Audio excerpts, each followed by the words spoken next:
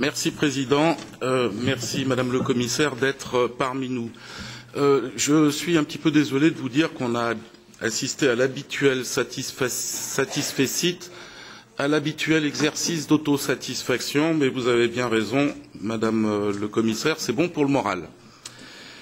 Vous souhaitez l'égalité entre tous, vous souhaitez un nivellement entre les États membres, mais force est de constater que c'est un nivellement vers le bas et que le nombre de pauvres ne cesse de s'accroître. Mais ma question n'est pas là. La Commission, en tout cas Madame Merkel, a annoncé qu'elle voulait d'ici 2017 accueillir entre 2 et 3 millions de réfugiés. D'où la question suivante est fort simple. Comment et avec quel argent comptez-vous trouver un emploi à ces réfugiés? Comment et avec quel argent comptez-vous gérer l'accompagnement social de ces millions d'hommes, de femmes et d'enfants, sans que cela se fasse au détriment des citoyens nationaux? Merci. Madame le Commissaire. Monsieur, ce qu'on a dit dès le début, qu'on a vu que la crise des réfugiés ou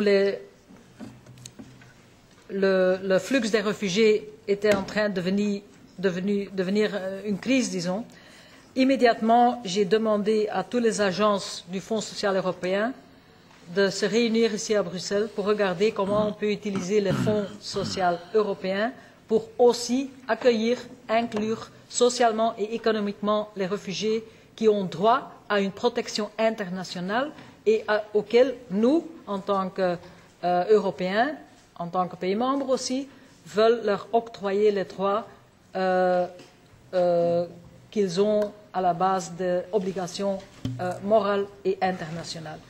Et ce que j'ai demandé aux agences, à l'agence et aux directeurs des agences dans les pays membres, c'est qu'ils regardent ce qu'ils peuvent faire, comment ils peuvent utiliser, s'ils doivent modifier des programmes qu'on peut nous donner des propositions d'amendement, qu'on va être flexible, mais qu'on ne peut pas le faire au dos des gens de chez nous qui en ont le plus besoin.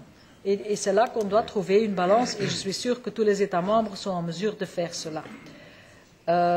Pour le reste, monsieur, je peux vous affirmer, je peux vous rassurer aussi qu'on ne va pas, que notre but n'est pas du tout d'aller vers un nivellement vers le bas.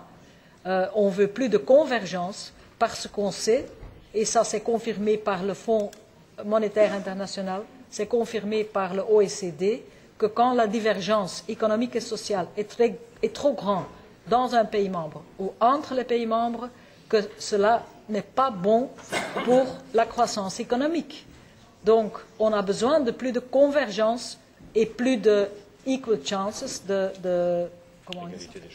plus d'égalité des chances pour avoir plus de croissance et pour avoir plus de chances pour tous. Et c'est ça qu'on veut acquérir, c'est ça qui est notre objectif. Et ce qu'on veut, c'est, et ça c'est dit explicitement, et vous regardez ça quand vous lisez nos programmes, c'est on veut aller vers une convergence vers le haut et pas du tout vers le bas. Naturellement, on a eu la crise économique qu'on a eue, la crise financière et économique, ça nous a, ça nous a mis à un autre point de départ, on se rend bien compte. On est aussi dans une économie qui est en pleine réforme. On est dans une